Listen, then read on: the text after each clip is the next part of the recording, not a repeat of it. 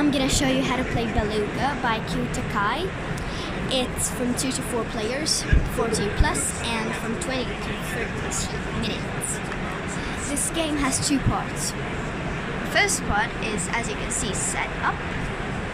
It's the part where we need to go through the sea with the mother Beluga who's lost her daughter. First, put it on the 2-heart side. We set out 7 polar bears, remove the 2 5s, and put them on both cards as it says on the polar bear. So as you can see, 6, 6, 4, 4, 6, 6, 3, 3, and so on.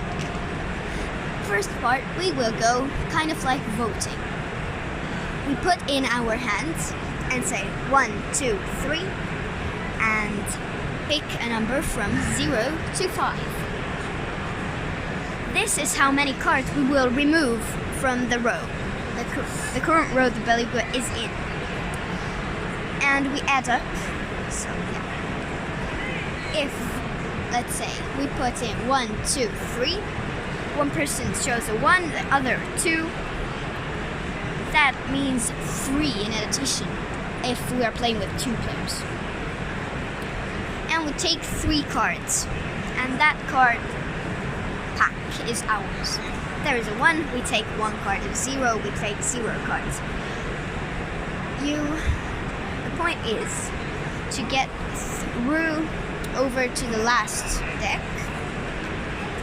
and get the most cards without taking damage. We take damage if we take the same amount of cards as it's shown on the polar bear, as it is in the row. So if we take 4 here, then, well, we have our damage and flip the Beluga to this 1-hearted side. If we take another damage, then we lose the game. And if we've voted, then we move on to the next round. Put away that many cards, because we'll need that in the second round. Try to get much cards, but not as much to take damage.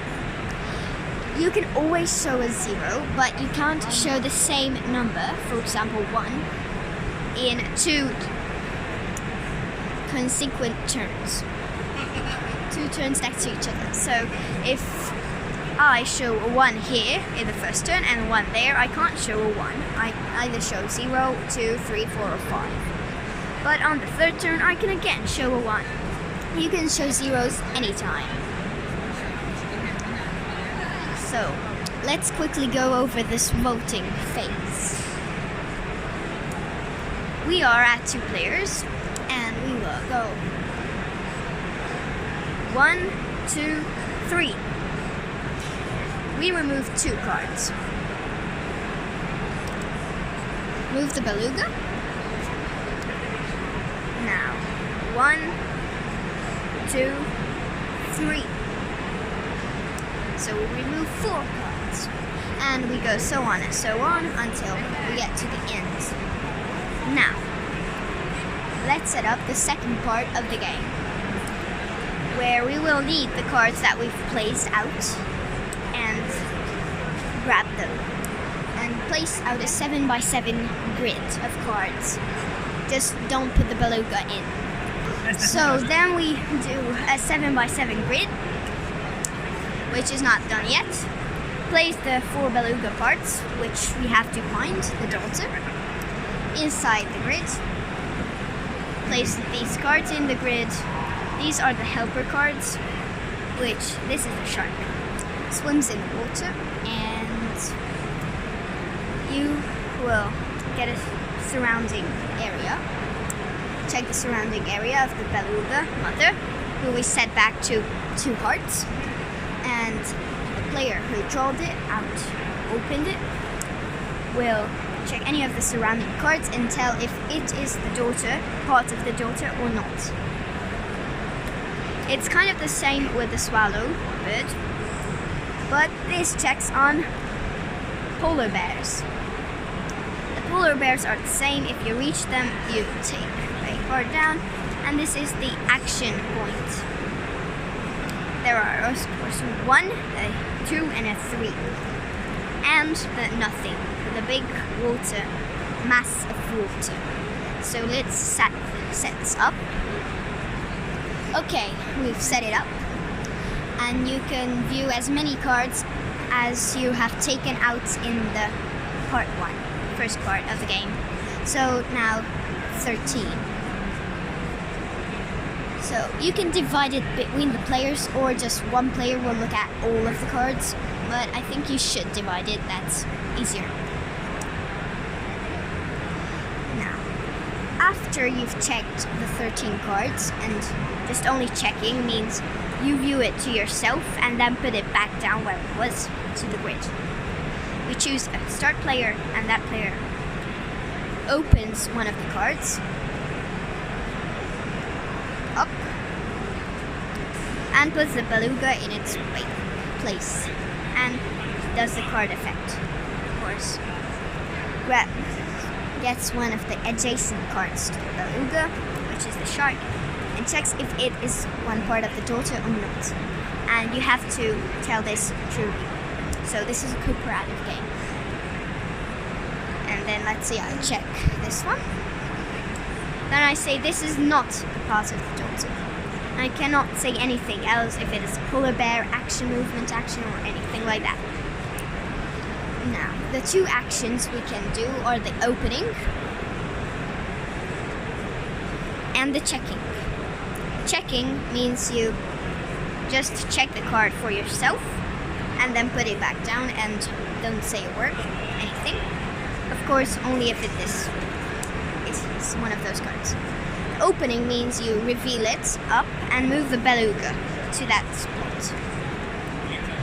And as many cards as you had in the first part, you can only reveal that number of cards in the second part.